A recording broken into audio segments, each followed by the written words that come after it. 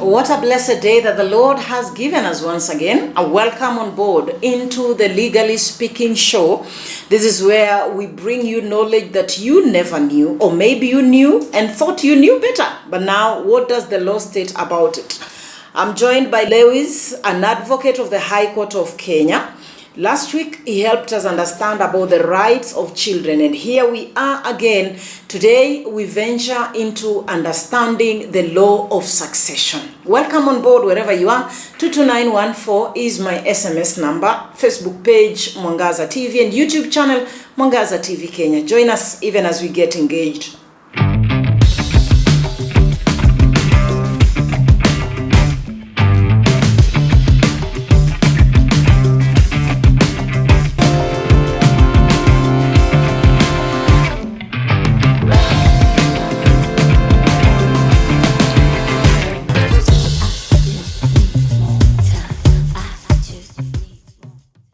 Thank you, Celestine, for another chance for us to continue educating our viewers. Today, as you've indicated, we are going to discuss what we know as succession or inheritance. Yeah. Succession is governed by a law called the Law of Succession Act. And when we talk about succession, it is what happens to the estate of the deceased once they are no more. What will happen to what they have worked for? They have worked for land, they have money, or they have any other kind of movable or immovable properties. How will these properties devolve to their beneficiaries? That is what we can describe as succession. So maybe Mr. Lewis, talk about the different types of will, and especially those that are identified under the law of Kenya. Thank you. We've talked about two types of succession. Let's start with the first one. When someone dies having written a will, I would say this is the best form of devolving your estate or your properties, because this will enable you to give whatever you want to whomever you want, so that it is not necessarily family members. You can write anyone on the will. You can give someone a property on your will, even if they are not your dependents. I would continue to say that if you wish to write a will, it is proper that you visit a lawyer or an advocate, because we also have, and maybe we'll discuss that some other time, the form of a legally valid will. There is how it should be drafted, there is what it should contain, so that it does not end up being charged in court. Something else I would want to mention on that aspect is that you can write as many wills as you would wish. You can write a will today, tomorrow you acquire some other properties, then you need to update that will. What usually happens, and that is why I advise it's good to visit a lawyer, is that you cancel your former will and write an updated will. So people should not be afraid that writing a will, there are some people who say that you are inviting death. You're about to die. Yes, those are just myths. It's good to have a will because it will allow you to distribute your hard-earned properties and assets to whomever you would want to leave it to. Yes. There are times when people don't really write down their wills, but someone can just speak it orally, say, you know what, I'm giving you this, I'm giving you this. Is this also acceptable under the law of Kenya?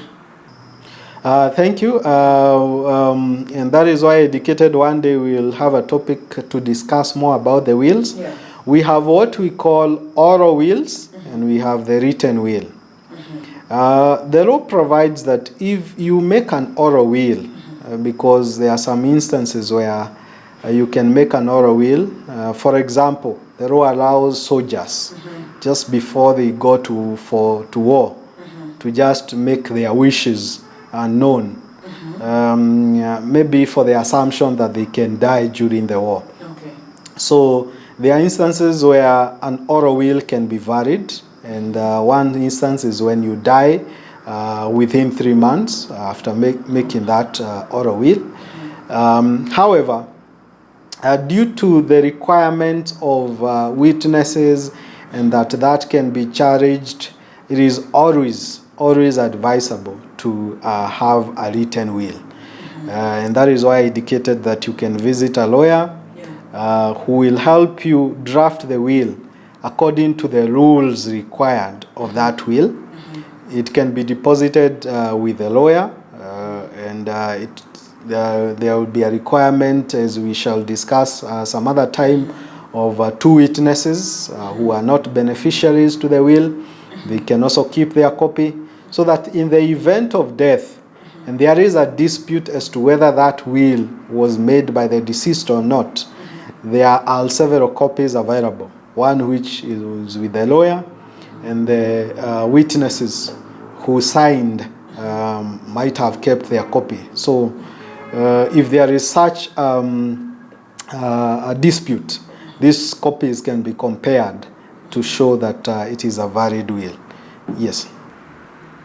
What are the rules that are considered when it comes to the distribution of the deceased's property? Thank you, Celestine. There are some rules provided under the Rule of Succession Act. One is who can be a beneficiary. And there is a hierarchy provided by the Act. Number 1 hierarchy is the wife or the surviving spouse and the children. If we do not have the surviving spouse and the children, then we can go to the next level, the parents of the deceased. Then on and on and on, the law have provided a hierarchy. And if there is no one at all related to the deceased, there is no one who is in that hierarchy, either a parent, either an uncle, then the property can devolve to the government. So there is that hierarchy provided by the Act. However, the law allows anyone to challenge if they feel they have been left out in the will. And that is why there is a requirement for gazettement once you file that petition, so that if anyone wants to protest, maybe, for example, saying they are children of the deceased, whether born out of wedlock or not, they can be able to challenge. Whether they are indicating they are former spouses, anyone who feels they have a ground to be included in the distribution, they are allowed by the court to protest. And then the court will hear the protest, and if it is valid enough, they will be included in the mode of distribution. You've talked about a gift. Anyone who gives out something without drafting it, and when he or she is still alive, is considered to be a gift. Is there a time when a gift can be contested in court of law? All right. That is a very good question. Number 1, if someone happens to give you a property or a gift, let's talk about land. Yes. And they die before registration, or what we call transfer of that land to your name, that property will still be governed under the Law of Succession Act.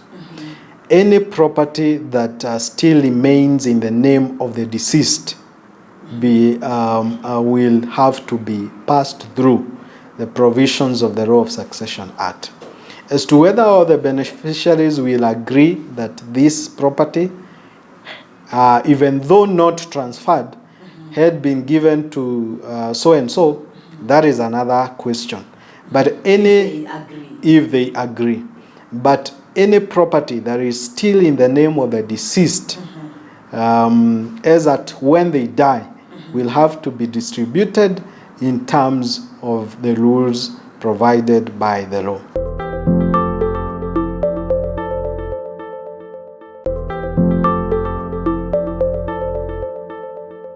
Kindly take us through some of the considerations and the laid down procedures, especially when one wants to write a will. Thank you. Let's start as again we said we have 2 forms of succession. I know recently we have other forms of the way someone can distribute their properties, and maybe we shall discuss that another day, things like family trust and all that. But for today, let's focus on the two. When someone wants to write a will, as I advised, it's good to visit a lawyer, because there are parameters, or there are things or criteria that a valid will should adopt. And so that you don't make that mistake and have a will that cannot be enforceable, it is always advisable to visit a legal expert. So a will be drafted, and it will be, again, as we said, attested by two persons who are not beneficiaries. And then it will be, of course, registered and stored. In case of death, then there is someone who is named on that will that we call an executor. The deceased nominates someone who will execute his wishes, who will ensure that his wishes are adhered to. That is a person we call an executor.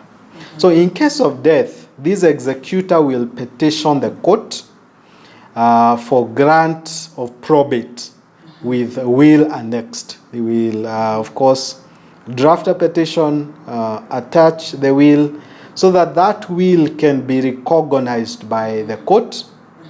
And once the will is recognized, then the estate will be distributed as per the will. However, let's say at the point of filing this petition for grant of probate, someone contests that will, because it is allowed that someone can contest a will. For example, saying it is not a valid will, it is a forgery, it is fraud, and such things. The court will consider all those protests and then give it a verdict. We have also talked about the other form, intestate succession. When someone dies having not made a will, the people we are calling administrators, among the beneficiaries, they will appoint some administrators who will, of course, through the guidance of a legal expert, petition the court for what we call letters of administration. The court will give them letters of administration, or rather what we would call authority to deal with the estate prior to distribution. We talked about payment of debts, correction of revenues, and such kind of things, just to ensure that the estate is not wasted. So again, through the guidance of legal experts, there will be gazettement, and then after 6 months, assuming there is no dispute, there will be what we call petitioning for a confirmation of grant. It usually have something attached that we call affidavit of mode of distribution, where we will state all the estates that were left by the deceased, and then we will also state all the beneficiaries and how they wish to distribute the estate. And then the court, if there is no dispute, will confirm that grant and give authority for the distribution of the estate. There are times when all witnesses have died, and the person who wrote the will has also died. Now, maybe by the time the deceased passes on, he had not updated his will. What happens in such cases? Thank you for that. That's a very pertinent question, even though it touches a lot on what I would want us to discuss another day, the component of a valid will. But let me touch on that question, because the components are many. But let's assume the witnesses dies. It is advisable, and that is why, again, we said it's good to seek a legal expert when writing the will. It's advisable that if the witnesses dies, you update that will. You can maintain the same content other than the witnesses that you have changed. Because one of the difficulties would be if that will is charged, we might not have witnesses who are saying, I was there. It was written by the deceased. I witnessed, and these were his wishes. So it's always good that if the witness dies before you, you update that will. However, remember we said that it's good to register the will, and it's also good to keep a copy either with a law firm, or some people even keep these copies with banks or institutions, just to secure that it is safe, so that by the time it is presented to court, the issues of fraud, the issues of forgery would reduce if the will was properly documented, properly stored or registered to prevent such disputes. However, it is good to ensure that you keep updating the will. Help us understand, when a will has been contested, what are the legal avenues available in the law of Kenya? Thank you. I will start by saying that people fear succession. And I would start by saying, if there is no dispute, succession is not a case. It is a process. You are just required to go to court, file the petition, get the administrators, get the mode of distribution, and the court gives you what we call a confirmed grant. However, if there is a dispute, sometimes we find cases or petitions dragging in court for years, just because there is a dispute. So, first of all, I would advise any family, if you happen to, your loved ones be deceased, it is always good to agree before you go to court. Sit down, agree, how are we going to distribute this estate, so that it becomes a process and not a case. However, the law provides and gives rights to anyone who wishes to protest the mode of distribution presented by the administrators.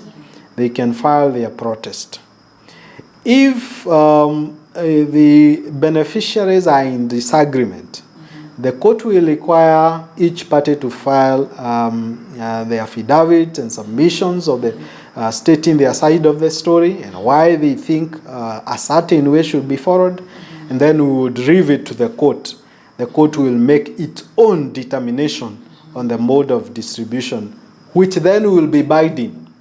So the reason why I advise families it's always good to agree is because once the court is seized of the matter and there is a dispute, the determination whether it favors you or not will be binding.